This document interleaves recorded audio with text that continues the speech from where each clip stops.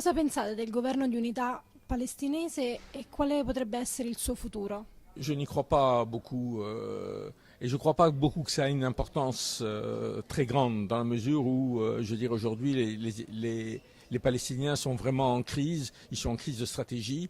Il n'y a pas de stratégie, ni le Hamas ni le Fatah n'ont de stratégie.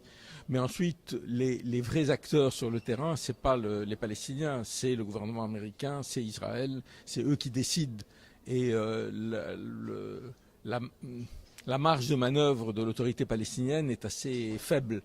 Bon, évidemment, il vaudrait mieux qu'il y ait un gouvernement d'union nationale, parce que ça correspond à... Je dis, il vaut mieux que les Palestiniens soient unis dans cette situation difficile, mais malheureusement, il y a beaucoup de pressions qui vont à l'encontre. Il faut quand même rappeler que quand il y a eu en 2006 la victoire du Hamas aux élections, les Occidentaux et l'Union européenne ont refusé de le reconnaître, qu'ils ont poussé le Fatah à exclure le Hamas et aller vers l'affrontement. Bon, aujourd'hui, la position de l'Union européenne et même des États-Unis a un peu changé. Ils sont un peu moins hostiles au gouvernement d'union nationale, mais ça ne suffit pas pour en faire une force réelle. Pensa che i media europei abbiano fomentato il fenomeno del Daesh? L'organisation de l'État islamique, elle existe, elle est réelle. Le problème, c'est l'importance qu'il lui accorde.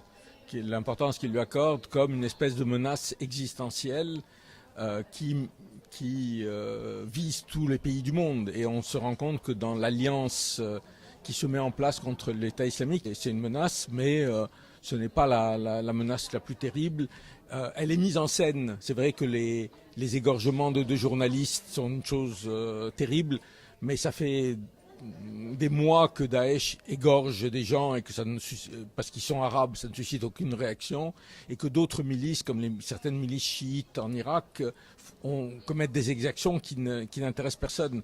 Je veux dire, c'est rarement pour des raisons humanitaires que l'Occident et le monde se mobilisent.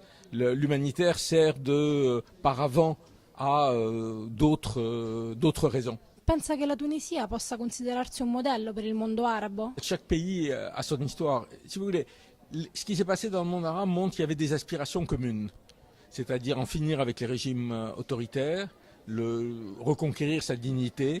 Mais après, je veux dire, chaque pays a son histoire, ses propres traditions, qui font que, évidemment, les situations ne sont pas les mêmes. Donc, c'est pas un modèle, mais c'est effectivement important que ça réussisse, parce que l'idée, c'est aussi de casser un thème qu'on entend souvent, que les Arabes ne peuvent pas travailler, enfin ne peuvent pas vivre en démocratie, qu'ils ont besoin de régimes autoritaires, etc.